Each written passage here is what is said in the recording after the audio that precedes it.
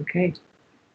Hey everybody, Dan Harris here. Welcome to TPH Live. We do this every weekday, as you probably know, 3 Eastern, noon Pacific. The goal is to give you a little bit of meditation, a little sanity break, as we say, and then also to create a sense of community. Big thanks to my friend Jeff Warren for filling in as the host yesterday. Yesterday, in a flagrant move of self-indulgence, I took my first day off in I think 8 or 9 weeks, so that was nice. And I think I was kind of running low on energy and losing my sense of humor, so it was nice to have a day off. And I'm going to try to do that more regularly. And yeah, great. Thank you again to Jeff. We've got a great teacher today. In fact, she was just on the 10% Happier podcast, and I'm getting a ton of positive responses from that appearance.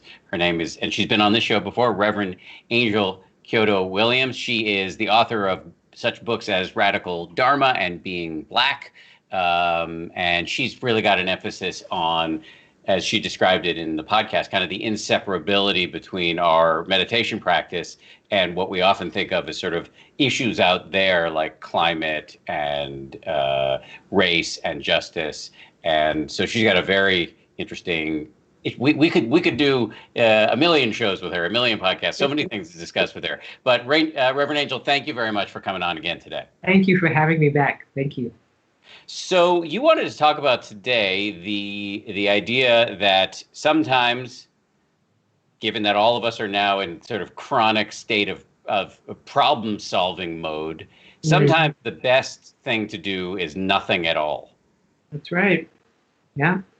I think that one of the features of our society is a kind of incessant and persistent busy making. In many ways, we feel defined by our doing. We are defined in many ways in our country, in the sort of psyche of our country, by what we produce, and you can't produce anything without doing. And so there's just a lot of doing. And I think this moment in time has us really confronted with, after the first projects that you had, or the cooking shows that you did, is like, what do I do now? And I submit that maybe it's nothing. Yeah. If you've run out the string on your soda bread baking, what next? So when you say do nothing, do you mean lie on the floor with Cheeto crumbs on your face, or do you have a more specific notion in mind? Yeah, well, I think a lot of people think of meditation as doing nothing. I imagine, many people in your audience know that it's something other than doing nothing. But it is this sense of I'm not doing something and therefore I'm doing nothing. So it's not really doing nothing, but it's not doing something in the way that we've been trained to think of, like what it means to be productive, what it means to be making something happen, what it means to be using this time in a good way. And I have found, and I've been, doing daily sits with some folks. It started out as one day, and then we just kind of kept going, and it's been pretty much, almost every day, daily sits of just practicing what it means to just be with oneself and be with reality, and really investigate our habit of needing to construct things constantly, and the impact of that habit on our bodies and on our systems and on our minds. And I'm glad it's so funny. I was thinking about like when does he rest? So I'm glad that you took a break, and you probably didn't do nothing. But I think that meditation presents itself as the new, the real do nothing, the do nothing that can give us pretty much everything. I did do a lot of nothing. I had like an hour-long meditation session and a few other little meditation sessions through the day. I lay around watching TV with my wife. I attended school with my son via Zoom. I did a bunch of not very taxing activities. So I'm a big believer in doing nothing. One last question before we dive into the doing nothing here with the meditation. Yeah. I'm just asking this for a friend. I would never do this personally, but aren't there people who might put meditation on their to-do list and have that become just another sort of maybe more ethereal version of acquisition and productivity? Yeah, absolutely. I lived in a meditation center, a community for about a dozen years, and one day there was a young woman, and she was kind of rushing through the house, and I said, "Where are you going?" And she said, "I'm going to the sit and going to yoga." And I said, you're rushing to go and relax?" She said, "Oh, yeah." And so, yeah, we have, you and I talked a little bit about the notion of this, make mindfulness. And there's a way that we have taken mindfulness and taken meditation and we've stuck it on our to-do list as another thing to check off, to make us better, to make us, to improve us and all of those kinds of things. So when I say do nothing, I'm talking about having a meditation practice, having a mindfulness practice, spending some time with ourselves that actually isn't about checking off those boxes. Maybe you do that sometimes, and that's good for self-help. But this time, we could use some real doing nothing and really not even trying to get anything out of it. Love it. That's actually very useful for me to hear. All right, so I'm going to mute myself and let you take over and guide a meditation. Sound good? Yeah, sure. Right. This is one of my favorite meditations. One of the things I also have done in my life is taught yoga. And so this practice came to me out of my experience of teaching yoga and teaching other people yoga. And it's a basic idea is, there's lots of meditations. There's meditations where people think about, noticing and, labeling, and, there's a lot of doing in that. There's like more doing, and we're sort of like our labels have labels, and then we're doing something with the labels and deciding what happens there. So this meditation becomes very, very simple. There is a point, and you're going to put your attention awareness, I call it attention-awareness, on that point, and everything else is other than point, and that's it. So you're just placing your attention on a point. I like to use my breath resting in my belly. So the breath resting in the belly, not anywhere the breath is, but the breath resting in the belly. So there's a little bit of allowing the breath and following the breath as it eases up contraction, muscles holding on, and rests in the belly. And when your attention and awareness is resting in the belly, I like to say abiding in the belly, and you notice that your attention, or you become aware, I want to say that your attention is other than this point, you simply come back firmly and gently to the point. There is not a noting, there's not a naming, there's not a judging it, there's not adding more information to it. In fact, all of those things are other than point. It is a very simple and straightforward gesture of either you are in the point of resting or you're other than point. There's a little bit of work that's involved in just bringing ourselves back, but we can feel the body begin to let go when there's no assignment that is given to the mind to work on. Simply coming back to point is like coming back and just resting in our own body. If focusing on a belly or a point feels like that's effort, I would let that go too. And just noticing when your attention and awareness drift away, and pick them up and bring them back to your own body, resting wherever feels soft to you. Whatever allows you to just let go a little bit of tension, a little bit of contraction. And as you notice activity of the mind, also contraction, also other than point, just pick your attention up and bring it back to point.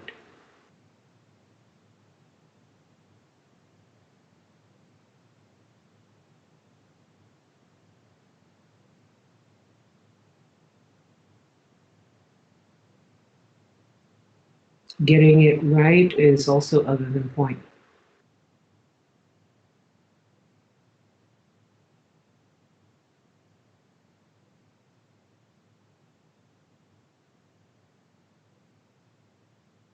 Come back to point. Just resting, just noticing what it's like to rest.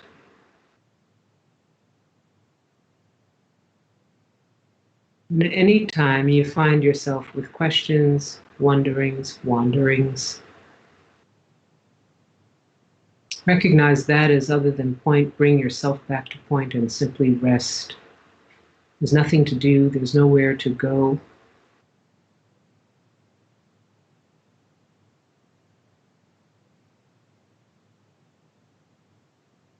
Thoughts, feelings, emotions, even sensations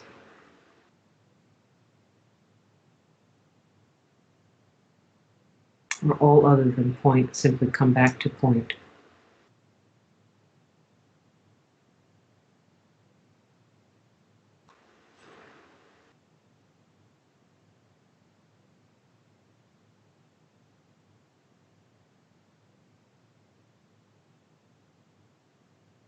Body softens, come back to point.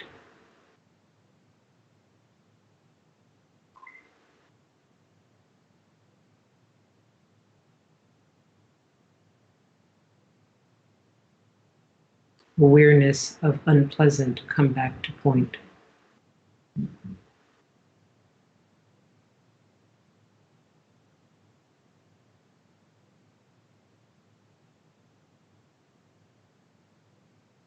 Awareness of pleasant, come back to point.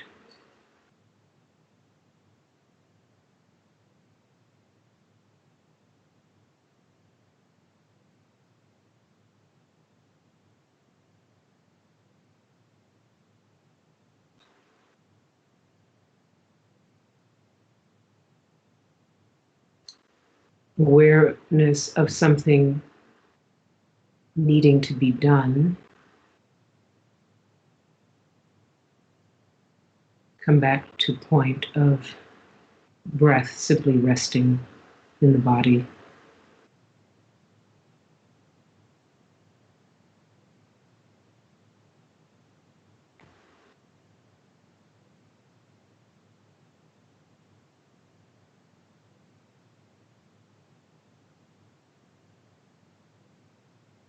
So we come back over and over again until the returning itself is nothing to do. There's no going, there's no coming, there's just rest. Resting wherever you are.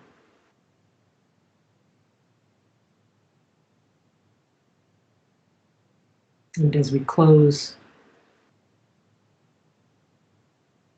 allowing your awareness and attention to feel your feet, your buttocks,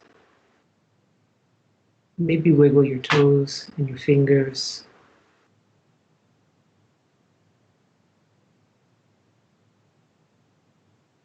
Take in any information that may have been present for you and let that go too. And then we can all bring our attention back here now. I really like that, especially the one line that really landed for me of getting it right is other than point. It's like permission to be sloppy because that's the way your mind is. So we've got some questions coming in already. We've got one coming. First of all, thank you very much for that, Reverend Angel. Question coming in from Jack Carter. What do you do when your self-esteem is totally wrapped up in doing and being productive and producing, quote unquote, something, quote unquote, showing what you can do? Yeah, that's why I think that meditation is really helpful because what becomes really clear is the incessantness of that and the contraction that it produces in your own body. And then you have a decision to make of whether that contraction is what you want to be driving you through the world. Many of us are caught up in that, and I've heard probably more than anything, people really recognizing how much churning and running and driving is happening even when they feel like they're being still. And so that simple practice of just returning to a state of rest illuminates everything that is not restful for you. And then you have a choice to make. The idea of your sense of yourself being attached to any kind of ideas that are outside of you is a recipe for a disastrous experience of our lives, because we can never actually live up to all of the expectations that are produced out there somewhere, even the ones that we create for ourselves. Our accomplishment society has driven us really to the point that we are in right now, this forced time out, where we have to look around and see, was it worth it? Is this essential? Is this making me, joyful? Distinguishing just happy from joy, right? A joyful that can also be present even in the midst of challenge. I think that that's what, we talked about that the other day, that is also part of what liberation is, to be able to have joy in the midst of challenge. And when we're driven by what people think of us and what we have to produce, there's no joy there. Great question coming in here from Julie from Chicago. Here it is. If I've run out of things to do at home, when does it make sense to, quote unquote, do nothing versus find new projects that could help others in the community? Yeah, I think, this is one of the things I talk about a lot in the realm of the intersection of mindfulness and meditation and retreat and these kinds of things, and justice. There's things to do in the world. There are people to take care of. There's things going wrong, all of these kinds of things, and it really makes a lot of sense. But I want to invite, really related to the question that was just asked by Jack, if our ideas of what there is to be done are driven and imposed by external forces, and we never take a time to kind of pause and see what feels right and true for us, it's very difficult for us to actually discern what is ours to do and what is us making contributions that come out of a need to be seen, a need to be addressed in a way, a need to accomplish something. And then we have to wonder, where is the help in that, if what we're doing is we're creating more separation between us and the people that we think that we're helping. What we're actually doing is, inflating our own egos and our own, narcissistic tendencies under the guise of, but I'm helping someone. So I invite, no matter what's going on in the world, that we have a necessity to actually retreat, to come back to ourselves and to get right with ourselves, so that even the motivation for what we're doing is less corrupted. And motivation is tricky. I see my own, and it's not a pretty thing sometimes, but it's important to work with. Emily Jane Bleck asks, people are using self-care to label their doing nothing and still flaunt it as yet another something. But don't we all label someone who regularly does nothing lazy or boring? I would like to not feel the need to earn my doing nothing as a reward for doing so much. Yeah, that's a feature of our society, is that we are what we produce, and it infects and is part of the entire society. I often reflect on one of the first things we do is, they were a hard worker. I'm interested in meeting people that figured out how to not work hard, to take care of their lives, but to not have hard worker be a feature of what it is that makes us who we are. And so, you're going to have to swim against the stream, as we say, and to be able to abide in what it is that rest means for you. I've had to do it myself. I mean, there were points of people in my family, what are you doing? You go sitting on a cushion for, a week or a month or, 3 months or whatever case it may be. But this is the work of people that are really trying to find a way that cuts through the noise of what we're told we are supposed to be about. And then we find our own truth, and we have to take the consequences and work with accountability around those things.